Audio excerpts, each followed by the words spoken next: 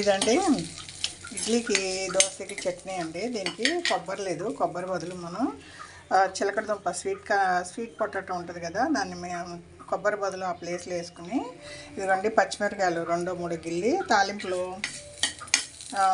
ఇదే తాలింపు అండి. ఇంకా పచ్చడి తాలింపు మిక్సీ తీసి దీంట్లో వేసేసుకోవచ్చు. తాలింపులోనే 4 పచ్చిమిరకాయలు వేసాను, ఇదిగోండి స్వీట్ పొటాటో వేసాను, కొంచెం అల్లం ఎల్లిపాయ వేస్తానండి. అల్లం ఎల్లిపాయ వేస్తాను. ఇది పుట్నాల పప్పు వేస్తే అది కొబ్బరి లేదన్న లోటు తీరిపోద్దండి. స్వీట్ పొటాటో కొబ్బరి ప్లేస్లో బాగా పనిచేస్తుంది.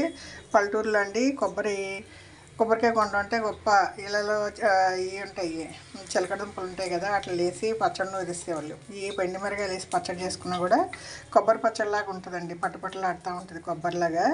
మీరు ఎండుమిరగాయలు వేసి కొబ్బరి పచ్చడిలాగా దీన్ని కొబ్బరి పచ్చడి కూడా చేసుకోవచ్చు.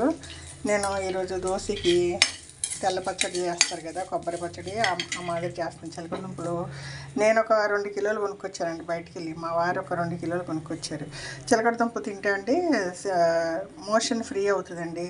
షుగర్ పేషెంట్లు కూడా తినొచ్చు, అందరికీ మంచిది. నేను కొంటా ఉంటానండి. ఇప్పుడు కిలో 40 రూపాయలకి వస్తుంది. నేను కిలోన్నర 50 రూపాయలకి కొనుక్కొచ్చా. మా వారు వచ్చి ఇంకా 2 కిలోలు తీసుకొచ్చారు. ఏంటంటే చిలకడ దుంపలే ఏమవ్వండి, అవి మన పులుసుల్లో మంచం కింద ఎక్కడన్నా పేపర్ వేసి ఆరబోసుకొని పులుసుల్లో, లేకపోతే ఇది రైస్ కుక్కర్ పైన కట్ చేసి పెట్టుకుంటే చక్కగా మగ్గిపోతాయి, స్నాక్స్గా తినొచ్చండి. ఇదిగోండి నేను ఇప్పుడు ఈ పచ్చిమిరకాయలు ఏం చేశాను, కొబ్బరి ప్లేస్లో చిలకడ దుంప వేసేసి పుట్నాల పప్పు వేసి కొంచెం ఫ్లేవర్కి అండి అల్లము ఎల్లుల్లిపాయ వేసి ఇడ్లీకి దోశకి పచ్చడి చేస్తున్నానండి. ఇది టిప్పు మీకు కూడా పనికి వస్తుందని వీడియో.